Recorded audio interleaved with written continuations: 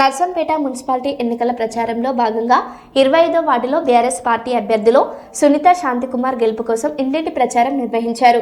ఈ కార్యక్రమంలో పాల్గొన్న మాజీ ఎమ్మెల్యే పెద్ది సుదర్శన్ రెడ్డి అధికార దుర్వినియోగానికి ఈ ఎన్నికల్లో బుద్ధి చెప్పాలని ప్రజలను కోరారు. ప్రజలను భయపెట్టే ప్రయత్నాలను ఖండిస్తూ నర్సంపేట భవిష్యత్ కోసం బీఆర్ఎస్ అభ్యర్థులను గెలిపించాలని పిలుపునిచ్చారు.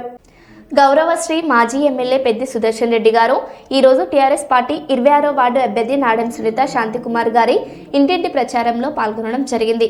డప్పు వాయిద్యాలతో ఇంటింటి ప్రచారం జోరుగా సాగుతుంది. సాయం చేసే